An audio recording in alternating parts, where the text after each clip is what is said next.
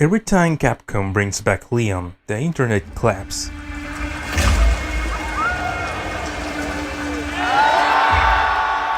Every time Capcom delays Mega Man, we stay quiet.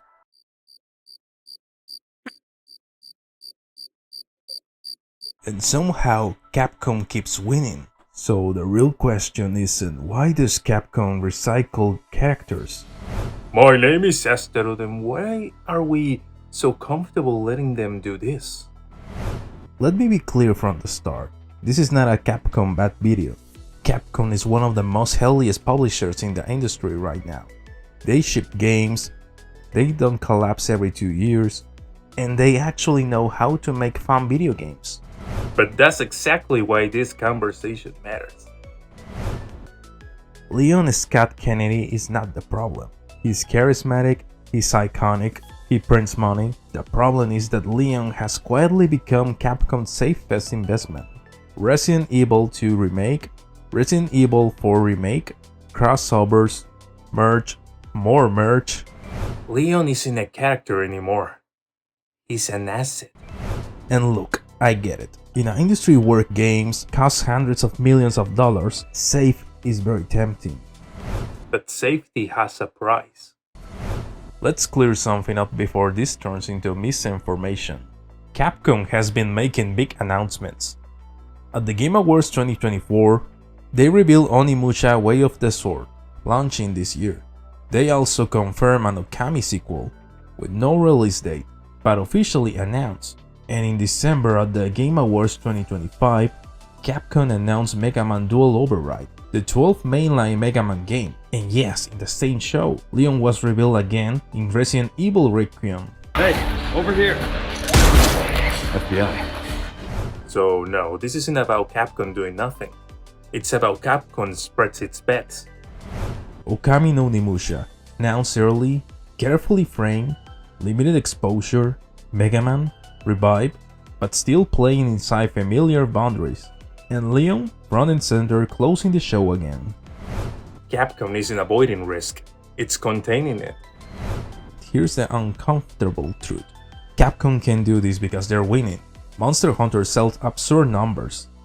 Resident Evil is a consistent hit. Street Fighter stabilized itself. Capcom isn't panicking like Ubisoft. They aren't bleeding studios like Embracer. They don't need to take risk, and that's exactly the danger.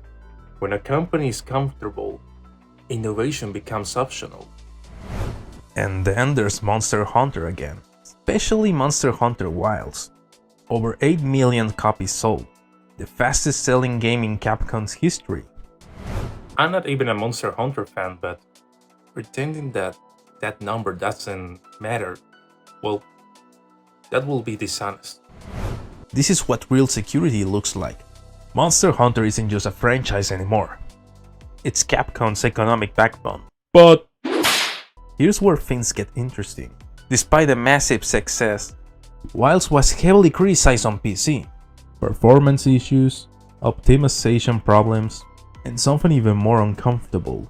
Veteran players saying, "I put 500 hours into this, and still it doesn't feel like it used to." That's not a content problem, that's nostalgia colliding with evolution. Monster Hunter changed to grow, and some players never forgave it for that. Capcom isn't lazy, they're strategic. Nostalgia is predictable. Nostalgia converts. Nostalgia doesn't scare investors. And Leon is nostalgia with perfect brand recognition. The problem is safe decisions train the audience to expect less risk. The irony is that Capcom has proven they can reinvent themselves. Resident Evil 7 was a risk. Monster Hunter was a risk. Those risks paid off. But lately, it feels like Capcom is saying, let's not push our luck. So here's the real question. Is Capcom playing it smart, or are they slowly training us to accept comfort over credibility?